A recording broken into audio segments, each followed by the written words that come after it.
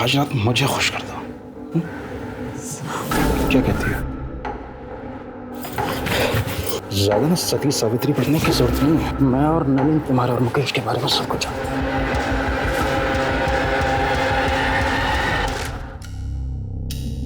इतना आसान नहीं है कार्तिक। एक बार जुर्म साबित हो जाए तो सजा होना पक्का है। पर पापा अगर वो खुद ही मान ले कि उन्हें साइन को फौज किया है तो सजा कम तो हो सकती है ना। मुश्किल है।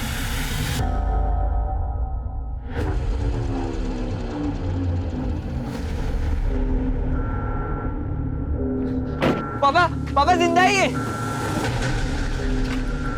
बेटा ये तो मुकेश अग्रवाल है, 3+ बिल्डर वाले।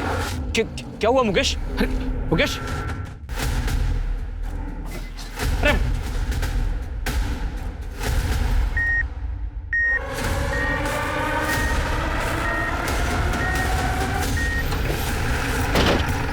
सर मैंने ही आपको फोन किया था। मुकेश जी को हॉस्पिटल लाते वक्त हमने उनका स्टेटमेंट रिकॉर्ड किया, पर इससे पहले कि उनका स्टेटमेंट पूरा होता वो बेहोश हो गए। कहाँ है वो रिकॉर्डिंग? और हमें इंस्पेक्टर साहब कैसे हो गया ये सब कुछ? वो ठीक तो है? आप शांत हो जाइए, जरा मेरे साथ आइए।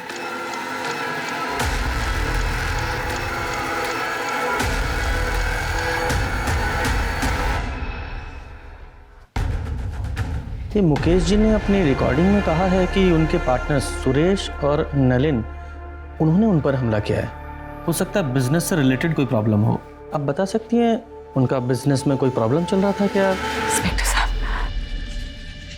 इन्होंने अपने बिजनेस के बारे में कभी मुझसे कुछ डिस्कस ही नहीं किया, और सच कहूं तो मैंने भी कभी उनसे पूछा नहीं। लेकिन ये सुरेश और नलिन, इनके साथ तो इनकी अच्छी पट्टी थी। जहां तक मैं जानती हूँ कोई प्रॉब्लम नहीं थी। कैसे कर सकते हो सर? डॉक्टर साहब, अब कैसे है वो? हम पूरी कोशिश कर रहे हैं। प्लीज सर एक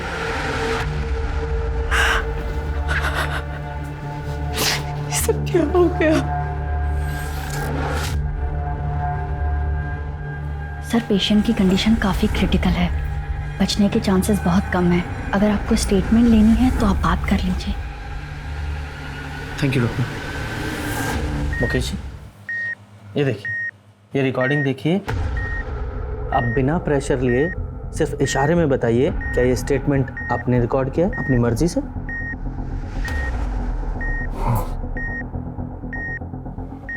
मतलब आपके पार्टनर्स सुरेश और नलिन, उन्होंने आप पर गोली चलाई? हाँ, मेरे पार्टनर ने गोली मारी और उन्हें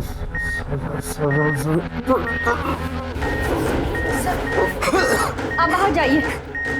नर्स बैग नीचे करो।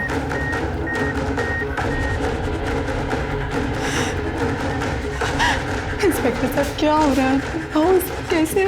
देखिए आप टेंशन मत लीजिए, ट्रीटमेंट चल रहा है, वो ठीक हो जाएगा। हाँ?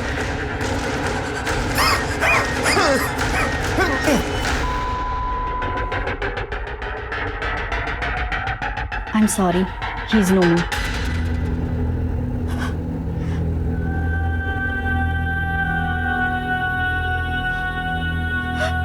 शर्मा, ये बॉडी का पोस्टमार्टम कराओ और सुरेश और नलिन दोनों को अरेस्ट करो तुरंत।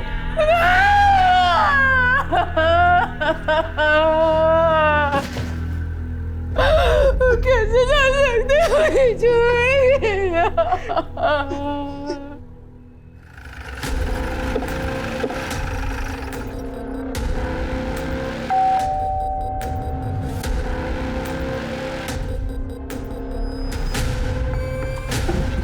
इतनी रात को कौन आया?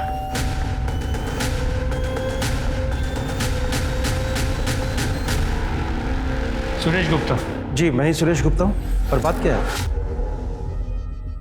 हम आपको अरेस्ट करने आए, घर की तलाशी लो। अरे एक मिनट, अरेस्ट किस लिए? मुकेश अग्रवाल के कत्ल के जुर्म में। क्या? मुकेश का मर्डर? हाँ, अभी कुछ देर पहले ही मुकेश का मर्डर हुआ है एमजी रोड। मरने से पहले उसने तुम्हारा और सुरेश गुप्ता का नाम लिया।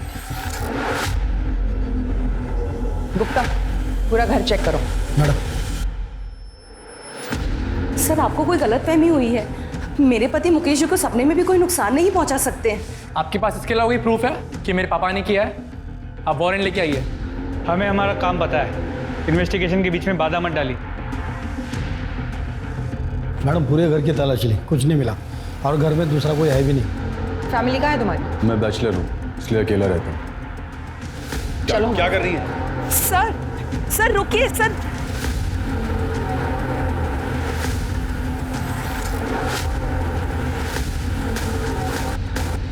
मुकेश का खून तूने किया ना? बोल। मैंने बताया ना, मैंने किसी का खून नहीं किया। ए, आवाज कम कर, झूठ बोल रहा है तू। वीडियो देखा ना तूने? मरता हुआ आदमी झूठ बोलता है क्या? हाँ? लेकिन सर ये कैसे पॉसिबल है? कल रात को मैं अपने बीवी बच्चों के साथ बर्थडे पार्टी में था। मेरे कजन के बेटे की बर्थडे पार्टी थी रेस्टोरेंट में। हमारे अलावा वहां 30 लोग और भी शामिल थे। आप चाहे तो उन सबसे पूछ सकते हैं। मैंने कहा ना मैं वहां नहीं था। आवाज नीची करके बात कर।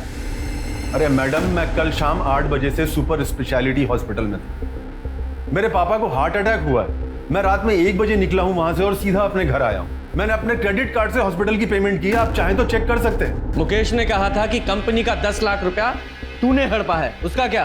पैसे हड़पने का तो सवाल ही नहीं होता सर। पैसे मैंने नहीं बल्कि मुकेश ने लिए थे, वो भी पूरे 10 लाख रुपए, अपने दूसरे बिजनेस को बचाने के लिए।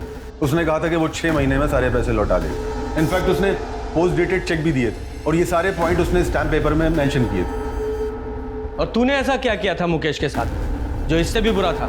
सर मैंने कुछ नहीं किया है, इस बात की मैं कसम खा सकता हूँ। हम तीनों पिछले 15 साल से पार्टनर्स हैं और हमारे बीच में कभी झगड़ा तक नहीं हुआ है। इनफैक्ट हम तीनों तो हर सुख दुख में एक दूसरे के साथ कंधे से कंधा मिलाकर खड़े रहे हैं।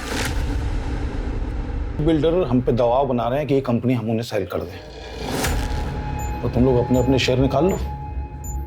मुकेश हम पार्टनर्स हैं, हम इकट्ठा मिलकर फाइट करेंगे। हाँ मुकेश, हमें कोई नहीं तोड़ सकता।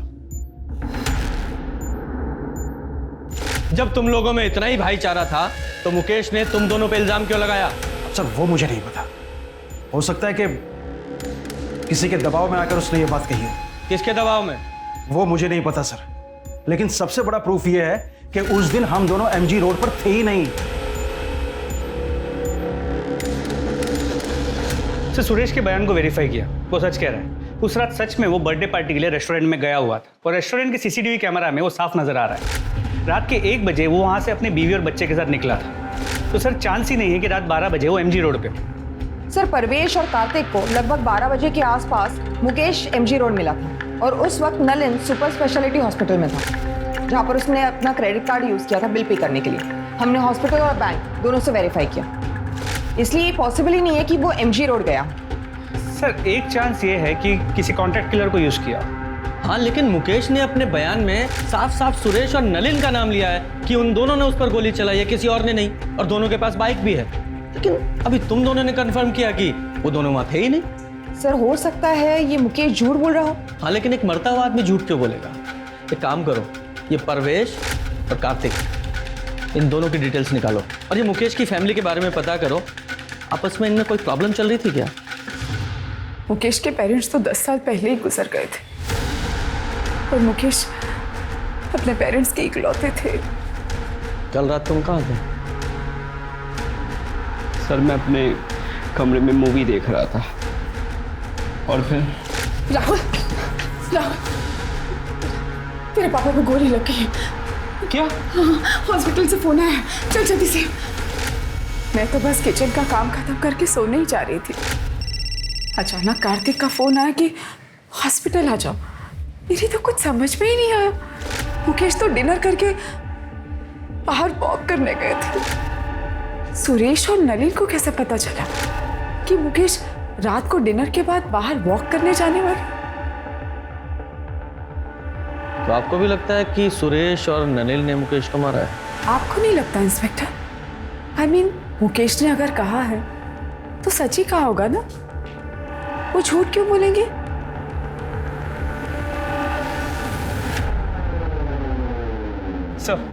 सर पोस्टमार्टम रिपोर्ट के हिसाब से मुकेश की मौत एक्सेसिव ब्लीडिंग की वजह से हुई है। सर करीब 10 फीट की दूरी से मुकेश के कंधे पे गोली चलाई गई और गोली की ट्रेजेक्टरी नीचे से ऊपर की तरफ है। सर हमने सुरेश और नलिन की स्टोरी वेरीफाई की और दोनों के कॉल रिकॉर्ड्स भी चेक किए। कॉल रिकॉर्ड्स में किसी हिस्ट्री शीटर या कॉन्ट्रैक्ट किलर का कनेक्शन नहीं निकला। सर शूटिंग का कोई आई विटनेस भी नहीं है और ना ही कोई सीसीटीवी कैमरा उस एरिया में है। रुको, आप ऐसे अंदर नहीं जा सकते। देखिए, अरे मैं रुकिए, 2 मिनट ही बात करना चाहती हूँ, प्लीज। इंस्पेक्टर साहब, मुझे पहचाना ना आपने, मुकेश की वाइफ। हाँ हाँ बोलिए। सर, मैंने सुना है कि आप नलिन और सुरेश को छोड़ रहे हैं, क्या ये बात सच है? हेलो। हाँ छोड़ना ही पड़ेगा ना, क्योंकि मुकेश जी का स्टेटमेंट हमारी इन्वेस्टिगेशन के फैक्ट से मैच नहीं करता और उन दोनों के खिलाफ हमारे पास कोई पुख्ता सबूत नहीं है, इसलिए हम उन्हें ज़्यादा दिन कस्टडी में नहीं रख सकते। लेकिन सर, आप भी जानते हैं खून हुआ है मेरे पति का, कुछ भी कीजिए, हाथ छोड़ रही हूँ आपके आगे। जिसने भी मेरे पति को मारा वो को कुछ मुझे इंसाफ चाहिए sir.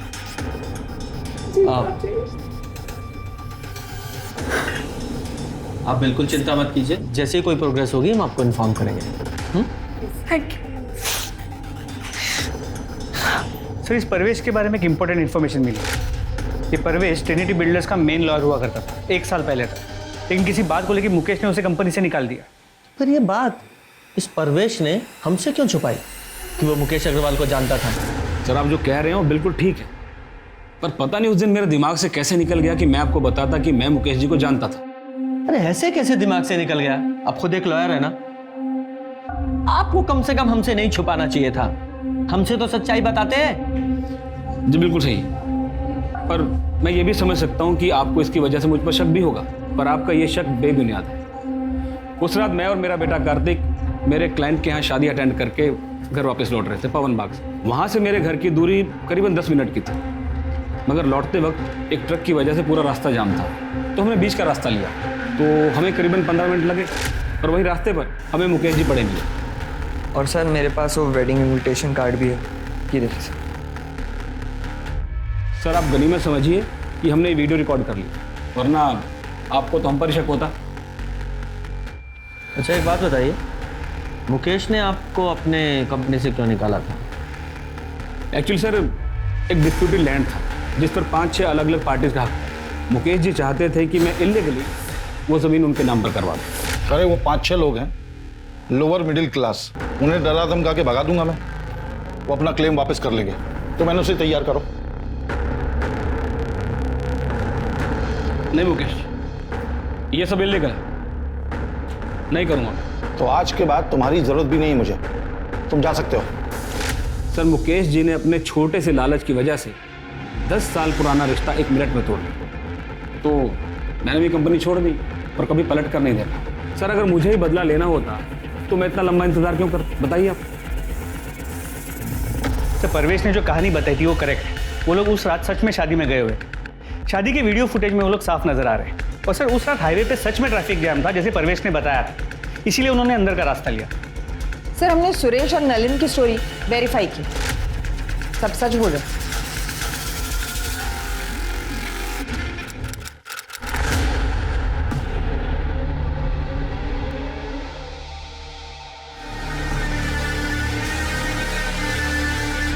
Hello police station.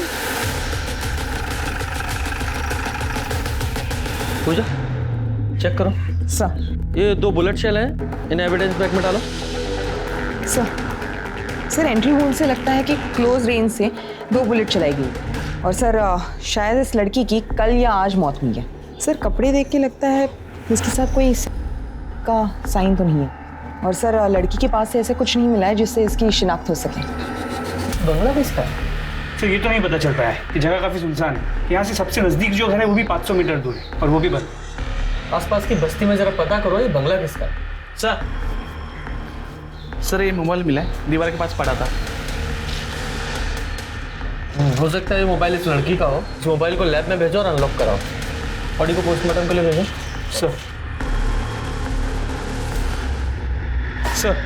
Sir जिस लड़की की बॉडी हमें मिली थी उसका नाम साक्षी व्यास, और ये फ़ोन जो उस बंगले में मिला था अनलॉक हो गया, ये फ़ोन उसी का है। सर कॉन्टैक्ट लिस्ट में नाम देखिए। 3+ builders office, Mukesh Agarwal sir, Suresh Gupta sir, Nalin Sukhane. Mukesh Agarwal murder case?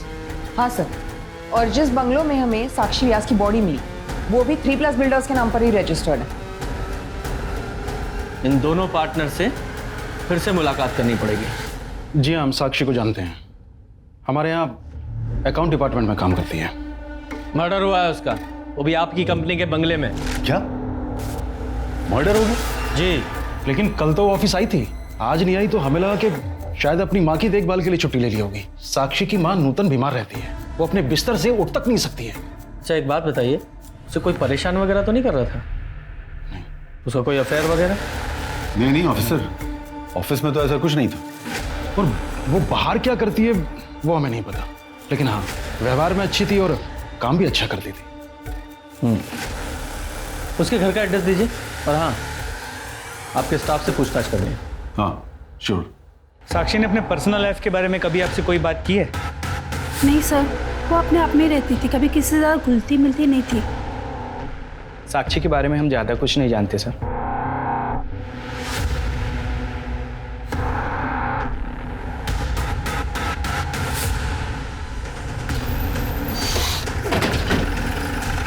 यही है ना?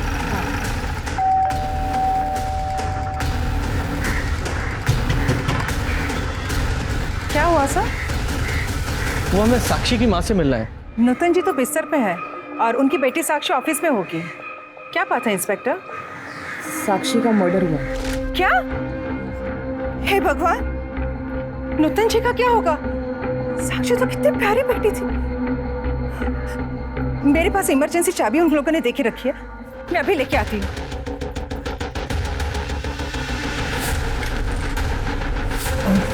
सर ऊपर प्लीज।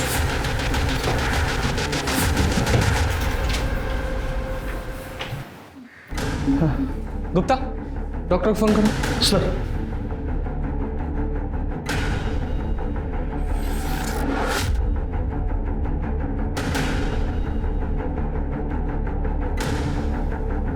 पूजा, जरा आस पड़ोस में साक्षी के बारे में पता करो। सब अब आइए।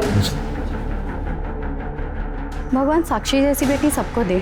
इतना साल से उसकी माँ बीमार रहती थी कि 3 साल पहले उन्होंने बिस्तर ही पकड़ ली, पर साक्षी, उसने कभी हिम्मत नहीं हारी। मैंने तो साक्षी से कहा भी था कि अपनी माँ को ओल्ड एज होम में शिफ्ट कर दी।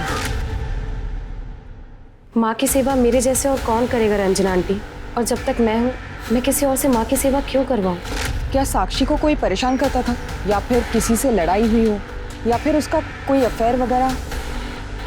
नहीं नहीं मैडम, हमारा मोहल्ला तो बहुत सेफ है और साक्षी को नूतन जी की सेवा और उसकी नौकरी में से फुर्सत ही कहाँ मिलती थी जो वो कोई अफेयर बफेयर करे। तो इसका मतलब ये साक्षी एक आइडियल बेटी थी, एक अच्छी पड़ोसी भी थी। हाँ सर, मेरी राजीव सर से भी बात हुई। उन्होंने कहा कि साक्षी ऑफिस में भी बहुत अच्छे से काम करती है। सर लेकिन अजीब बात यह है कि साक्षी के ऑफिस में साक्षी के बारे में किसी को कुछ भी नहीं पता, और उससे अजीब बात यह है कि साक्षी के बैंक अकाउंट में कभी भी 3+ बिल्डर्स से कोई पेमेंट रिफ्लेक्ट नहीं हो रही। हाँ लेकिन हमने जब बैंक स्टेटमेंट चेक किया तो एक पेमेंट आई थी जो मैटरनिटी क्लिनिक को की गई थी। जरा पता करो ये पेमेंट क्यों की गई थी। जी मैम, 2 महीने पहले साक्षी व्यास ने यहाँ पे अबॉर्शन करवाया था। कंसर्न किसने दिया था? उसकी मदर नूतन व्यास, जो उसको यहाँ पे अबॉर्शन के लिए लेके आई थी। सर मैंने हॉस्पिटल का सीसीटीवी फुटेज चेक किया। जो औरत साक्षी के साथ अबॉर्शन के लिए गई थी वो 3+ बिल्डर्स के ऑफिस की एक एम्प्लॉई है, उसका नाम ज्योति है। ये तुम लोगों की कंपनी में चल क्या रहा है? साक्षी एम्प्लॉय थी ना आपकी, फिर उसके बैंक अकाउंट में एक भी सैलरी डिपॉजिट क्यों नहीं हुई? आप सही कह रहे हैं सर, हमारे पास उसकी सैलरी का कोई रिकॉर्ड नहीं है, क्योंकि उसे सारी पेमेंट कैश में होती थी। क्यों? क्योंकि साक्षी का पूरा पैसा उसकी माँ की दवाइयों और उसके इलाज में जाता था। तो उससे क्या? वो इसलिए कि साक्षी नहीं चाहती थी कि उसकी सैलरी का एक भी पैसा टैक्स में कटे। अच्छा, कमाल की कंपनी चला रहे हैं आप लोग। मतलब एक एम्प्लॉय के लिए सारी कंपनी के रूल आप ताक पर रख देंगे। आइए, ये आप ही के एम्प्लॉय है ना? ये मोहतरमा साक्षी के साथ हॉस्पिटल गई थी उसकी माँ बनके उसका अबॉर्शन कराने के लिए, जबकि साक्षी का कोई बॉयफ्रेंड तक नहीं है। सीधे सीधे और साफ साफ बताइए ये चल क्या रहा है आप लोगों की कंपनी में? बोलिए। मुकेश ने हमें बताया था कि उसका साक्षी के साथ अफेयर है, इसलिए साक्षी ने जब कैश पेमेंट की बात की तो हम दोनों मना नहीं कर पाए। सर हम सच बोल रहे हैं, हम दोनों आपसे कुछ नहीं छिपा रहे। ये मुकेश मर्डर केस की इन्वेस्टिगेशन के दौरान ये एंगल तब सामने नहीं आया था। सर, साक्षी की पोस्टमार्टम रिपोर्ट के हिसाब से उसकी मौत 4 मार्च को 4 से 6 बजे के बीच हुई और सर 2 बुलेट्स फायर की गए जिसकी वजह से उसकी इंटरनल ऑर्गन डैमेज हुए और उसकी मौत हुई। और सर बैलिस्टिक रिपोर्ट के हिसाब से जिस गन से साक्षी को मारा गया था उसी गन का इस्तेमाल हुआ था मुकेश को मारने के लिए भी। मतलब साफ है कि साक्षी और मुकेश मर्डर केस आपस में कनेक्टेड हैं। हमारे पास जितने भी एविडेंस है मुकेश मर्डर केस के वो सारे इकट्ठा करो। हम मुकेश मर्डर केस को रीओपन करने के लिए कोर्ट में एप्लीकेशन दे रहे हैं। Sir,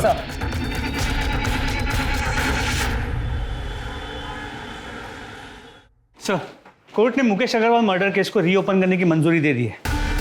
very good.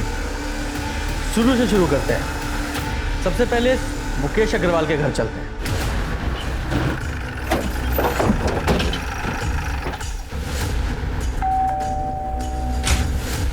Alka Agarwal से मिलना? नहीं है, बाहर गई है। तुम कौन हो? नीति अग्रवाल, मुकेश अग्रवाल की बेटी। लीजिए, आ गई आपकी अलका मैडम।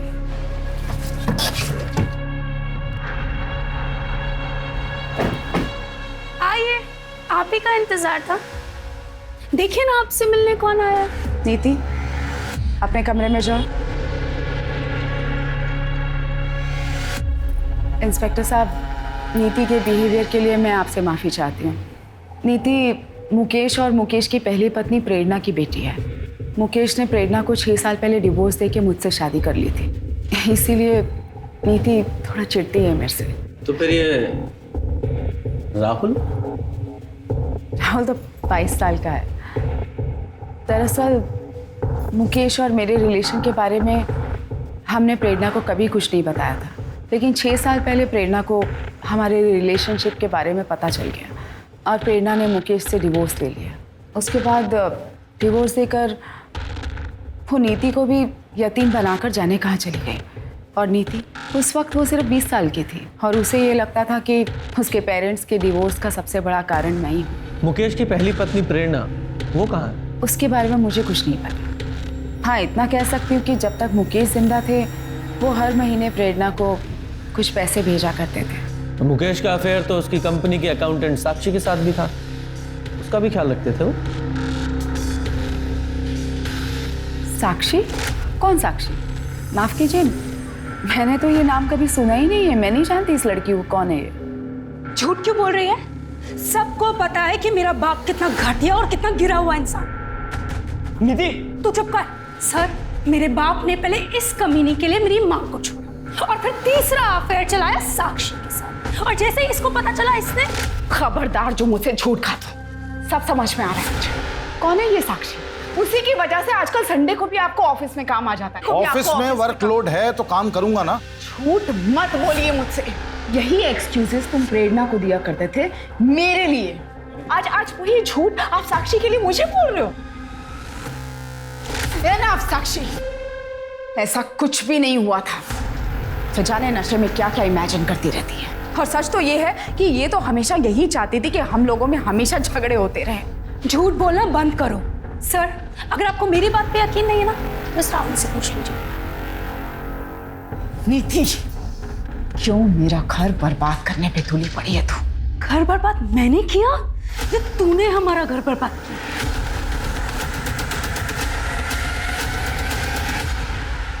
सर मानना पड़ेगा, बड़ी अजीब फैमिली है। शर्मा, इस राहुल और इसकी मालका दोनों पे नजर रखो, और साथ ही इस नीति पर भी, क्योंकि हो सकता है इस नीति ने नफरत, लालच या फिर नशे में ये सब किया हो।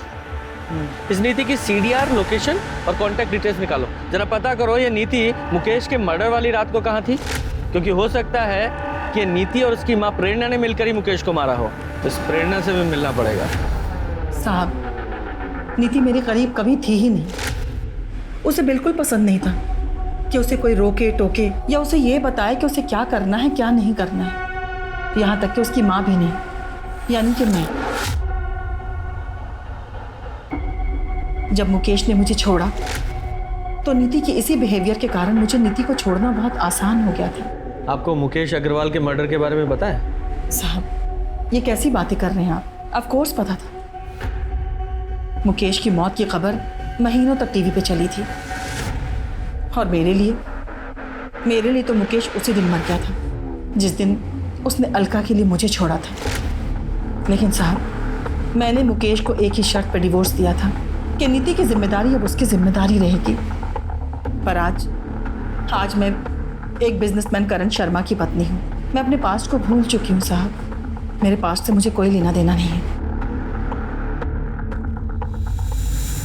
सर, साक्षी को मारने का मोटिव अलका के बेटे राहुल के पास था, लेकिन साक्षी और राहुल के बीच में कांटेक्ट हुआ हो ऐसा कोई लीड हमें मिला नहीं। नीति के कांटेक्ट लिस्ट में ज़्यादातर नंबर्स ड्रग पेडलर्स के। हमें ऐसा लगा कि शायद नीति ने उनका इस्तेमाल किया होगा मुकेश को मारने के लिए, लेकिन ऐसा भी कोई सबूत नहीं मिला। और ये सुरेश और नलिन, इनका क्या? नहीं सर, साक्षी के मर्डर के वक्त इन दोनों की मोबाइल की लोकेशन बंगले के पास की नहीं थी। सर, कहीं है कि इस मुकेश मर्डर केस की तरह ठंडा ना बढ़ जाए। सर, बंगले के पास वाले घर में एक विधवा रहती है, नारायण। उसने पहले भी 1-2 बार साक्षी को उस बंगले में आते हुए देखा था उसके बॉयफ्रेंड के साथ। नारायणी का कहना है कि लड़के की और साक्षी की उम्र लगभग बराबर की होगी, लेकिन वो कह रही थी कि दोनों में बहुत झगड़े होते हैं और शायद 4 तारीख को जिस दिन साक्षी का मर्डर हुआ उस दिन भी उनकी लड़ाई हुई होगी। बेहतर होगा कि तुम ये जॉब छोड़ दो। और छोड़ दो क्या, तुम्हें ये जॉब छोड़ना ही पड़ेगा। मैं नहीं छोड़ूंगी, तुम्हें जो करना है तुम कर लो। तुम ये बिल्कुल अच्छा नहीं कर रही हो। आजकल के बच्चे कितने लड़ते हैं। कहीं ये लव एंगल तो नहीं है? नारायणी ने उस लड़के की शक्ल देखी? हाँ सर। स्केच बनवाओ सर। और शर्मा, तुम साक्षी के कॉल रिकॉर्ड चेक करो, उसमें पता करने की कोशिश करो ये साक्षी किसी लड़के के रेगुलर टच में थी क्या? Sir, excuse me. हेलो, ठीक है सर। नूतन में इसको होश आ गया है, मुझसे बात कर सकते हैं। Very good.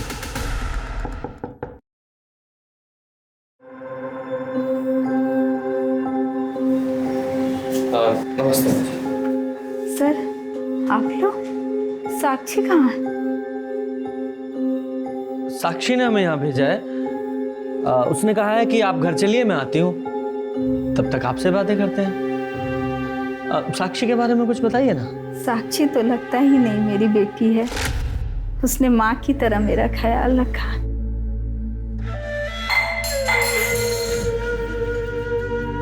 माँ, आप क्यों परेशान हो रहे हो? मुझे बोल दिया होता। ऐसा लगता है मैंने नहीं, उसने मेरी परवरिश की। उसने मुझे कभी अकेला नहीं छोड़ा। उसके रहते मुझे अपने स्वर्गवास पति की कभी याद नहीं आई। बहुत ही खुश मिजाज, जिंदा दिल और हंसमुख है मेरी बेटी, लेकिन उन दोनों कमीनों ने मेरी बेटी की जिंदगी बर्बाद कर दी। किन्होंने? उसके मालिक मुकेश और सुरेश ने मेरी फूल सी बच्ची के साथ जो किया, भगवान करे मेरी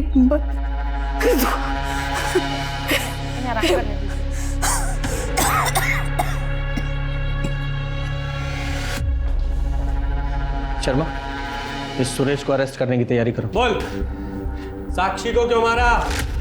नहीं मारा मैंने साक्षी को।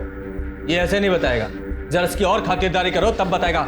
नहीं सर, मैं मानता हूँ कि उस दिन जब मैंने साक्षी और मुकेश को साथ में देखा था तो मेरी नीयत खराब हो गई थी। बस मुझे लगा जब वो मुकेश के साथ सो सकती है तो फिर मेरे साथ क्यों नहीं। इसलिए एक दिन मैंने उसे किसी काम में उलझाए रखा, और जब सब ऑफिस से चले गए और उसके और मेरे अलावा ऑफिस में कोई नहीं बचा, तब सर ये मैंने आउटस्टैंडिंग अमाउंट की डिटेल्स मेल कर दी हैं।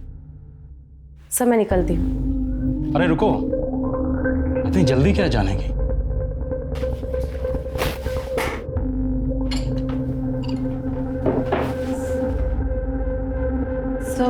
सर मैं ड्रिंक नहीं करती। लेकिन खुश तो करती हो ना? हुँ? आज रात मुझे खुश कर दो। क्या कहती हो? सर मैं मानता हूं कि मैंने साक्षी का कई बार फायदा उठाया है, लेकिन मैंने उसे नहीं मारा है सर। एक मजबूर लड़की को उसकी माँ की बीमारी का बहाना बनाकर तूने ब्लैकमेल किया। भले ही ये कंफर्म नहीं हुआ है कि साक्षी को तूने नहीं मारा, लेकिन ये कंफर्म है तूने उसे एक्सप्लॉइट किया। यही रखो इसे। सर नारायणी के हिसाब से यही वो लड़का है जो साक्षी के साथ उस बंगले में आता था। ऐसा लग रहा है देखा है मैंने इसे, पर फिलहाल पहचान में नहीं आ रहा। कहाँ देखा था? साक्षी के सीडीआर को चेक किया। सुरेश के बेटे आर्यन और साक्षी के बीच कई बार बात हुई। और सबसे इंपॉर्टेंट बात यह है कि साक्षी के मर्डर वाले दिन भी आर्यन ने साक्षी को फोन किया था। यस,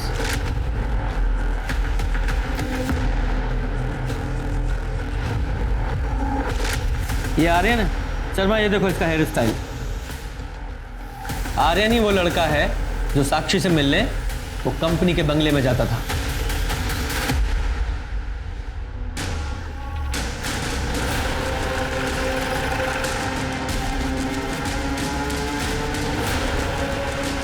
एक सेकेंड, पापा ऑफिस में नहीं है और ना ही नलिन अंकल।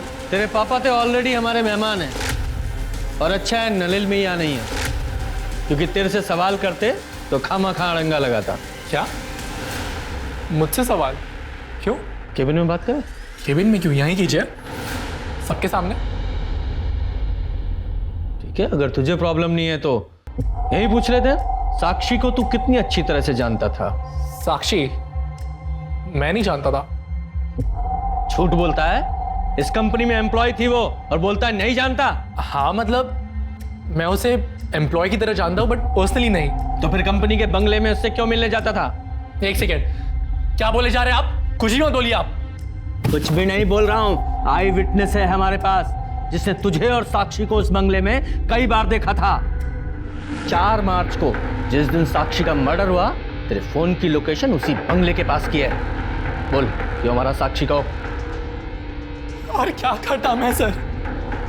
मैंने उस साक्षी को कितनी बार वार्न किया, उससे भीख तक मांगी कि वो मेरे पापा से नहीं मिले, पर वो मेरी एक नहीं सुनती थी।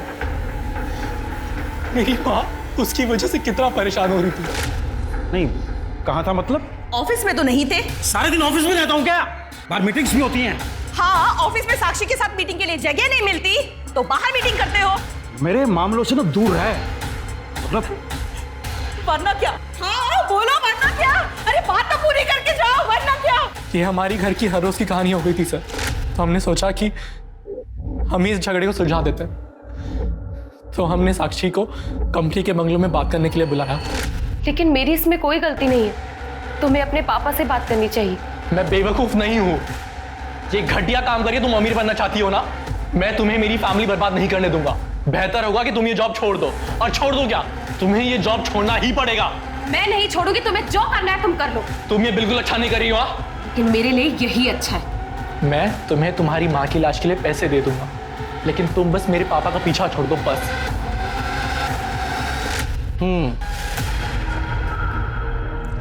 तो उस बंगले के पास में रहने वाली नारायणी को लगा कि तुम दोनों की लड़ाई दो प्यार करने वालों की नोकझोंक है, और तुम दोनों की आपस में लड़ाई हुई थी ना? साक्षी को मुझ पर विश्वास नहीं था। उसे लगता था कि मैं अपना प्रॉमिस नहीं निभाऊंगा, इसलिए उसने पापा से मिलना बंद नहीं किया। दिन पे दिन मेरे घर के हालात और खराब होते जा रहे थे। तो फाइनली मैंने गन का सहारा लिया। गन कहाँ से मिली? पापा की कार की सीट से। मुकेश अंकल की मौत के अगले दिन जब मैं हर रोज की तरह जॉगिंग पे जा रहा था, पापा बहुत गुस्सा होते अगर उन्हें मालूम पड़ता कि मैंने उनकी गन छुई है। इसलिए मैंने सोचा कि मैं उन्हें बताऊंगा ही नहीं। इसलिए पापा के डर से मैंने उस गन को सेफ जगह छुपा दिया। लेकिन सर स्ट्रेंजली पापा ने कभी उस बारे में जिक्र ही नहीं किया। कभी कभी तो मेरा मन करता था कि मैं पापा को ही मार दूं मैं, लेकिन पापा को मार के मेरी माँ को विधवा बना के सर मेरी प्रॉब्लम सॉल्व नहीं होती। तो मैंने फाइनली सोचा कि मैं एक आखिरी बार साक्षी को मिलता हूँ, और हम फाइनली 4 मार्च को 6 बजे मिले। मैं अंदर नहीं जाऊंगी। तुम्हें जो बोलना है यही बोलो, और मैं इस जगह दोबारा नहीं आऊंगी। ठीक है, तो इसे मेरी फाइनल वार्निंग समझ ले और मेरे बाप से मिलना छोड़ दे। तो तू अपने बाप से क्यों नहीं बोलता कि वो मेरा इस्तेमाल करना छोड़ दे? मैं नहीं बोल सकती क्योंकि वो मेरी जरूरतें पूरी करता है और मैं उसकी। चुप हो जा, झूठ बोल रही है तू। तूने फंसाया मेरे बाप को, पैसों की भूखी है तू। तो अपने बाप से जाकर पूछना, हो सकता है तेरी माँ को ऐसे ही फंसा के लेकर आया हो और तेरी माँ ने भी उसके साथ पैसों के लिए शादी की हो। सर मैं किसी गन के बारे में कुछ नहीं जानता हूं, मेरे पास कोई गन नहीं है। झूठ मत बोल, तेरे बेटों को तेरी गन तेरी कार में से मिली थी और फॉरेंसिक से ये साबित हो चुका है कि वो वही गन थी जिससे मुकेश को मारा गया था। अब झूठ मत बोल और सच बता। मैं सच बोल रहा हूं सर, मुझे नहीं पता कि मेरी कार में गन कहां से आई। सर अगर आप मुझे मारना चाहते हैं तो मार दीजिए, लेकिन मैं सच कह रहा हूं, मुझे नहीं पता कि गन कहां से आई।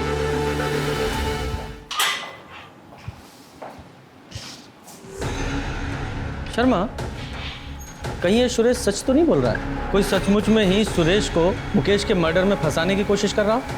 सर जब ऑफिस में पूछताछ की थी तो वहाँ के लोगों ने कहा था कि ऑफिस की कार तीनों पार्टनर्स यूज करते हैं और एक एक्स्ट्रा चाबी ऑफिस में भी होती है। हाँ, तो ऐसा हो सकता है ना कि या तो कातिल इन तीनों पार्टनर्स की फैमिली में से ही कोई है, या फिर इनके अलावा कोई ऐसा आदमी जिसकी पहुंच उन चाबियों तक थी। उसने मुकेश का मर्डर किया और गन इस सुरेश की कार में प्लांट कर दी। कौन हो सकता है ऐसा? इसमें साफ साफ तो लिखा है कि मुकेश अग्रवाल को जो गोली मारी गई वो सीधी नहीं बल्कि नीचे से ऊपर की तरफ। इतनी बड़ी भूल हमसे हुई कैसे? सर ये बात तो मैंने आपको बताई थी, इसमें भूल कैसे? भूल यही है कि हमने इतनी इंपॉर्टेंट इंफॉर्मेशन को नजरअंदाज किया है। मतलब मैं तुम्हें समझाता हूँ। मुकेश अग्रवाल की हाइट 6 फीट की थी और पोस्टमार्टम रिपोर्ट के हिसाब से उसे लगभग 10 फीट दूर से गोली मारी गई और गोली की ट्रैजेक्टरी नीचे से ऊपर की तरफ थी। जनरली लोग जब शूट करते हैं तो वो चेस्ट पे निशाना लगाते हैं, लेकिन मुकेश को गोली शोल्डर पे लगी। इसका मतलब वो कोई प्रोफेशनल शूटर नहीं था जो सिर्फ 10 फीट की दूरी से सही निशाना नहीं लगा पाया। शर्मा, जरा शोल्डर को एम करो और शूट करो।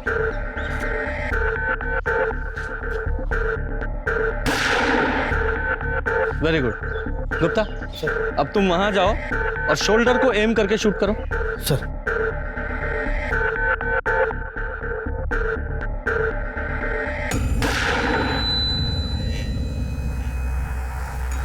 करेक्ट। शर्मा, जरा इधर आओ। ये देखो, ये वो टारगेट है जो तुम्हारी बुलेट से हिट हुआ। वो एकदम सीधी बॉडी के पार हुई है और गुप्ता ने जो शोल्डर पे गोली शूट की उसकी ट्रेजेक्टरी नीचे से ऊपर की तरफ। मतलब जिसने भी शूट किया है उसकी हाइट मुकेश की हाइट से काफी कम थी। गुप्ता, तुम्हारी हाइट कितनी है? सर मेरे 5 फुट 8 इंच। शर्मा, हमारे सस्पेक्ट्स में से किसकी हाइट 5 फुट 8 इंच की है? जरा पता लगाओ। सर मुकेश मर्डर केस के सारे सस्पेक्ट, सुरेश, उसकी पत्नी काजल, उसका बेटा आर्यन, मुकेश की पहली पत्नी प्रेरणा, उसकी बेटी नीति, मुकेश की पत्नी अलका और वो लॉयर परवेश और उसका बेटा कार्तिक, किसी की भी हाइट मुकेश की हाइट से या तो ज्यादा है या उसके बराबर है या बहुत कम है। किसी की भी हाइट परफेक्ट 5 फुट 8 इंच नहीं है, वो सिर्फ तेरी है। बता, क्यों मारा अपने फादर को? मैंने अपने पापा को नहीं मारा। तो रो क्यों रहा है? उन्हें नहीं मारना था, उन्हें तो बस एक गोली में घायल करना था। मतलब गोली तू नहीं चलाई? ये सब पापा का ही आइडिया था। मैं आप पे गोली कैसे चला सकता हूँ? मुझे मारना नहीं है, सिर्फ घायल करना है, ताकि मैं ये इल्ज़ाम सुरेश और नलिन पे लगा सकूं।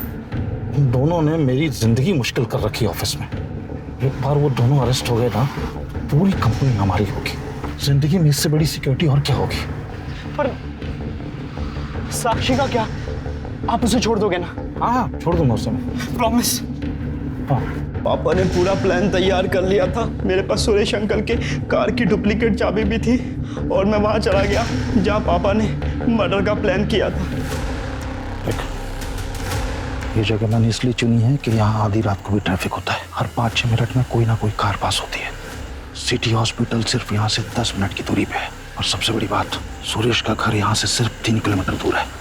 पापा, मुझे डर लग रहा है बहुत। कर पाऊंगा क्या? नहीं बेटा, मुझे पूरा भरोसा है, तुम कर लो। पापा ने जैसा सोचा था वैसा नहीं हुआ। उन्होंने मुझे मना किया था कि मैं उनकी मदद ना करूं। तो तेरे पापा मुकेश को कैसे पता था कि सुरेश की कार वहां खड़ी है? पापा को पता था कि सुरेश अंकल पार्टी जा रहे हैं और वो पार्टी जाकर जरूर ड्रिंक करेंगे। और सुरेश अंकल जब ड्रिंक करते तो अपनी गाड़ी नहीं चलाते। ये मुकेश का लालच ही था जिसने उसकी सोच पे पर्दा डाल दिया था। मुकेश का कातिल खुद मुकेश ही था। पुलिस ने राहुल को अपने पिता के प्लान में साथ देने और फिर शूटिंग के लिए गिरफ्तार किया। मुकेश के प्लान ने बहुत सारे लोगों की जिंदगियां बर्बाद कर दी।